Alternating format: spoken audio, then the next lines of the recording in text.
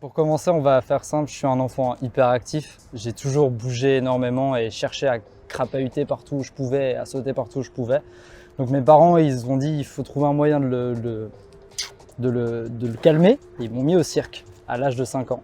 Du coup, j'ai fait du cirque pendant 12 ans, ce qui a tout de suite donné un débauché sur le parcours. Et parce que j'ai rencontré une personne qui s'appelle Daniel Pévril, qui est mon meilleur ami d'enfance, et il m'a vu faire des saltos dans la cour de récré et il m'a dit hey, tu connais le parcours? Je lui ai dit non. Il m'a dit tu connais Yamakasi? J'ai dit oui. Et du coup il m'a dit viens, je vais t'apprendre. Et j'ai commencé à ce moment-là, donc je vais avoir à peu près 10 ans. Et c'est là où j'ai fait une formation de cascadeur par la suite et acrobate pour pouvoir avoir un petit background. Et ensuite j'ai bougé en France, parce qu'à la base je viens de Suisse. Et j'ai bougé à Paris pour pouvoir vivre à 100% de ça et être professionnel vraiment, pas juste faire ça comme passion de côté et essayer d'en vivre à le max. Pour la danse, c'est venu à peu près au même moment où j'ai fait ma formation de cascadeur. Je connaissais une amie que j'avais rencontrée qui habitait en France et un jour je l'ai recroisée par hasard dans une boîte de nuit et elle était avec sa chorégraphe de danse et je me suis mis à danser et sa chorégraphe elle m'a dit j'aime bien comment tu bouges, viens on passe une journée ensemble et on apprend à se connaître. Du coup, j'ai passé une journée avec elle où elle m'a juste, tout le long où on discutait, elle me posait des questions. Et des fois, elle me disait, tu peux me faire une imitation de ça, tu peux me faire une improvisation là-dessus. Et en fait, moi, sans le savoir, je passais une sorte d'audition. Et à la fin de la journée, elle m'a dit, écoute, j'ai une proposition pour toi. Elle m'a proposé de rejoindre sa compagnie, donc la compagnie Ormé. Moi, à la base, en danse, j'avais fait des petits cours par-ci, par-là, mais je m'y connaissais pas énormément. Du coup, elle m'a proposé de me former. Donc pendant plusieurs mois, je suis allé à Lyon chez elle et je passais des semaines complètes où j'étais toute la journée, toute la semaine en résidence et où elle me donnait des cours de contemporain et de moderne abstrait. Et c'est là où par la suite, j'ai intégré la compagnie et je me suis mis à danser avec eux pendant, je pense qu'on a dansé ensemble pendant 2 ans, à peu près 2-3 ans. Je faisais partie d'un spectacle qui dure pratiquement 1 heure, qui s'appelait Poupa. Et c'était très spécial. J'ai énormément aimé. C'était très différent de ce que j'avais l'habitude de faire, la danse. Et ça m'a vraiment sorti de mon univers artistique de base. Et ça m'a fait me permettre de rentrer dans un univers artistique qui était beaucoup plus... comment expliquer ça? Qui était beaucoup plus profond. Parce que le parcours, c'est une expression. Mais là, dans la danse, surtout dans la danse contemporaine et moderne abstraite que elle faisait, Audrey Laurent, c'était quelque chose qui venait du cœur et qui venait de l'âme. Du coup, c'était presque autant du théâtre que de la danse. Et moi, ça m'a permis de sortir beaucoup plus mon expression et ça m'a apporté quelque chose dans le parcours après par la suite aussi. C'est quelque chose dans mon milieu artistique qui a changé en fait par la danse. C'est ma vision du mouvement qui a complètement changé suite à cette rencontre et suite à ce petit parcours de ma vie qui a duré quand même presque 3 ans. Maintenant, je danse plus avec la compagnie Ormé parce que j'ai plus le temps. Parce que j'ai trop de demandes dans le parcours et je fais trop de pubs, de spectacles, etc.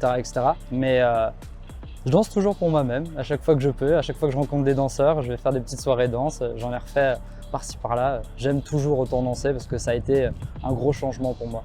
Comme je l'ai dit, je suis un enfant très hyperactif, donc j'ai tout le temps besoin d'avoir une nouvelle passion et un nouveau truc.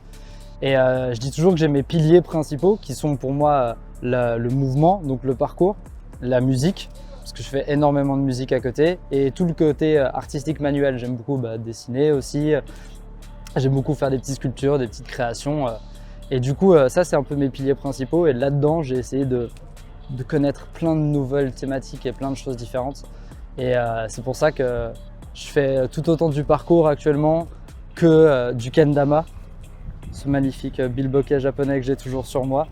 Et de la création musicale, production musicale que je fais pour des vidéos. Et d'ailleurs, Scorpion a utilisé une de mes musiques pour faire certaines de ses stories et il veut créer une petite chorégraphie sur une musique que je vais lui faire. Et en plus de ça, beaucoup de mes productions musicales, elles sont utilisées dans la French Friend Family, qui est la team dont je fais partie de parcours, et on les utilise pour nos vidéos. Et elles sont utilisées par tous mes amis qui sont aussi youtubeurs pour leurs propres vidéos, leurs propres vlogs, etc. Donc ça, c'est un peu tous mes gros piliers, vraiment. La musique, le kendama et le parcours.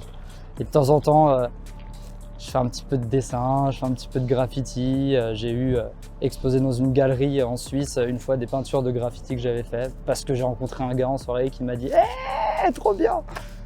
Ma vie est un peu faite de beaucoup de rencontres comme ça, random, qui m'ont fait m'amener à des endroits très spéciaux et très intéressants. Moi, j'aime pas du tout les différences entre le parcours et le freerun. Moi, j'ai commencé le parcours à une époque où le freerun, c'était juste l'appellation anglaise du parcours en fait. Et maintenant, il y a une dissociation. Alors, je suis obligé de l'expliquer parce qu'on nous la demande souvent. Mais pour moi, il n'y en a aucune. C'est juste des gens qui aiment bouger avec leur corps et s'amuser. Après, la vraie dissociation, c'est le parcours, c'est l'efficacité du mouvement. C'est aller d'un point A à un point B le plus rapidement possible, passer les obstacles le plus efficacement possible. Alors que le freerun, c'est la même chose, mais en mode artistique. Donc, on va pas essayer d'être efficace, on va plus essayer de faire des mouvements qui sont jolis. C'est pour ça qu'on va rajouter des saltos, qu'on va rajouter des vrilles ou des tours sur nous-mêmes, qu'on va essayer de rendre quelque chose d'un petit peu plus visuel à la pratique du parcours. Ça, c'est la plus grosse différence qu'il y a entre le parcours et le freerun. Normalement, le parcours, il n'y a pas de salto, il n'y a pas de... Sauf si c'est plus utile de faire un salto, ce qui étonnamment arrive souvent. Je peux vous jurer que des fois, quand vous faites certains gros sauts et que vous atterrissez sur un petit mur, il vaut mieux faire un salto avant pour descendre de ce mur que de sauter normal, parce que les pieds, ils traînent derrière, il y a plus de risques. Donc, c'est pour ça que dans le parcours, ils font aussi des fois un petit peu de salto. Mais eux, c'est vraiment l'efficacité, l'entraînement dur, le côté... c'est vraiment, moi ça m'impressionne beaucoup parce que j'ai pas du tout cette approche, mais c'est très carré ce qu'ils font. C'est des gars ultra puissants qui sautent extrêmement loin et qui ont une précision et une force incroyable, alors que nous, les freerunners, on est plus des personnes agiles et souples qui ont des saltos dans tous les sens et qui vrillons 4000 fois sur nous-mêmes avant d'atterrir sur nos pieds.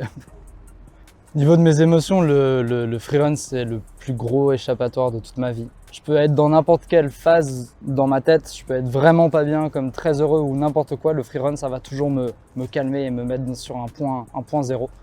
Et je trouve que c'est un petit peu ce qu'il faut rechercher parfois dans la vie. Il ne faut pas chercher à être trop heureux, il ne faut pas chercher à être trop triste, il faut chercher à être juste neutre, il faut chercher à être suisse, soyez neutre. Quand je fais du freerun, il n'y a plus rien qui se passe dans ma tête, à part ce que je suis en train de faire à ce moment-là, à part le mouvement que je suis en train de faire, à part l'acrobatie que je suis en train de faire, à part le toit que je suis en train de sauter, le vide en dessous de moi ou quoi que ce soit. Il n'y a que ça qui existe. Du coup, pour moi, c'est vraiment une façon de faire d'enlever tout ce qu'il y a dans ma tête et de me focaliser que sur une chose et de kiffer vraiment juste cet instant, l'instant présent. Mon style de freerunner, passionné. J'ai perdu un petit peu avec le professionnalisme parfois cette passion qu'on peut avoir quand on est enfant de se dire je vais aller m'entraîner aujourd'hui pendant 10 heures juste pour m'entraîner. Maintenant je m'entraîne pour le taf, pour faire rentrer les sous à la maison aussi et pour pouvoir avoir des meilleurs jobs et être sur des meilleurs shows, etc. etc. Donc j'ai parfois perdu cet entraînement dur, mais je retrouve toujours cette passion à chaque fois que j'en fais. Que ça soit sur scène, que ça soit pour quelqu'un, que ça soit pour moi-même ou autre, je retrouve cette passion et ce bonheur de tracer. Et je trace plus du tout pour tracer ou pour m'entraîner ou pour quelque chose. Je trace que par passion maintenant. C'est-à-dire que quand je bouge, c'est parce que j'en ai envie. Si j'ai pas très envie, si je suis pas très motivé à bouger ou autre, je vais pas me forcer à aller faire du parcours. Si je bouge, c'est parce que je sens que mon corps, à ce moment-là, il a envie de faire ce mouvement. Il a envie de sauter à cet endroit. Il a envie de déconner, à dire « Hey, Johan, viens voir, je te lance un défi, on va faire ça. » Mais si j'en ai pas envie, et tout le monde le sait dans ma team, tout le monde le sait autour, je vais pas me forcer. Là, ça fait 2 jours que je suis fatigué, ça fait 2 jours que j'ai pas du tout envie de faire ça, que j'ai envie de bosser sur autre chose dans mon coin, sur de la musique, etc. On m'a proposé plein de sessions, je vais pas le faire parce que je sais que je vais pas autant kiffer ma session, parce que je vais pas être dans un mood qui sera vraiment dans le mode « Ah, là je suis bien, là j'ai envie de le faire ». Moi, du coup, je dirais, j'ai un style de passionné. J'aime bien ce terme, je trouve ça marrant. Ça fait un petit peu fruit de la passion. Toute personne qui me connaît dans le monde du parcours savent que le frisbee flip, c'est vraiment mon mouvement, c'est mon bébé. Je sais pas pourquoi j'ai toujours aimé ce mouvement, parce que je le trouve agréable, facile et très beau. Tout ce qui est flow, donc ce qu'on appelle le flow, c'est les mouvements qui vont pas être forcément très compliqués ou autres, mais qui vont ressembler à comme une goutte d'eau qui passe à travers les rochers quand elle descend le long de la rivière. Je vais pas réfléchir à faire un combo précis, je vais juste m'amuser pendant 30-40 secondes à courir dans tous les sens et à sauter par-dessus les murs d'une manière fluide, sans qu'il y ait d'arrêt, sans qu'il y ait de blocage au milieu. Donc ça, c'est pas un mouvement, c'est plus une généralité de mouvement, mais j'adore le flow. Et si je devais finir avec un dernier mouvement, je dirais le mouvement le plus stylé de la planète Terre qui a débouché sur le plus de mouvements dans le monde du parcours, c'est le backflip.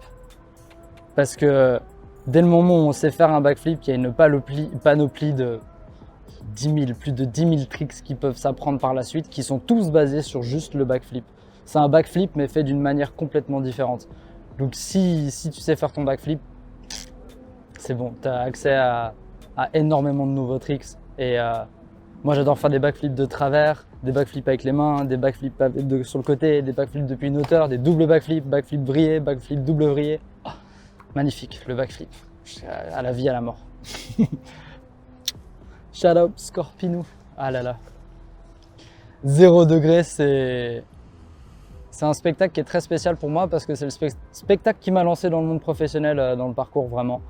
Parce que quand je suis arrivé à Paris, j'ai travaillé à Disney pendant 3 mois et, en tant qu'acrobate. Et à ce moment-là, j'ai été contacté par les gars de la French qui m'ont dit « Écoute, on a besoin d'un dernier membre pour être sur le spectacle 0 degré.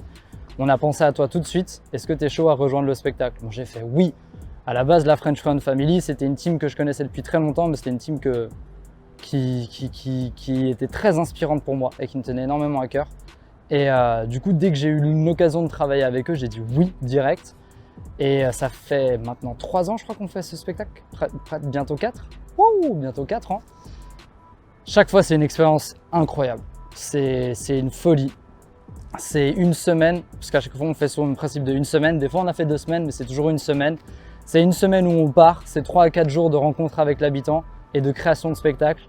Donc, c'est des moments incroyables qui vont de me menacer de me faire fusiller si je monte sur le balcon de quelqu'un. Et si son fils commence à faire du parcours, il viendra après par la suite pour me réprimander parce que ça sera de ma faute. Et à l'inverse, aller dans des écoles pour pouvoir donner des cours de parcours et rencontrer des enfants qui ont rien et à qui on a pu au moins partager ce moment avec eux et c'était magique. Et mon meilleur souvenir, c'était au 6e étage en train de répéter avec les gars sur un balcon en train de faire un équilibre. Il y a un vieux qui sort de chez lui, qui me râle et me dit « Qu'est-ce que vous faites ?»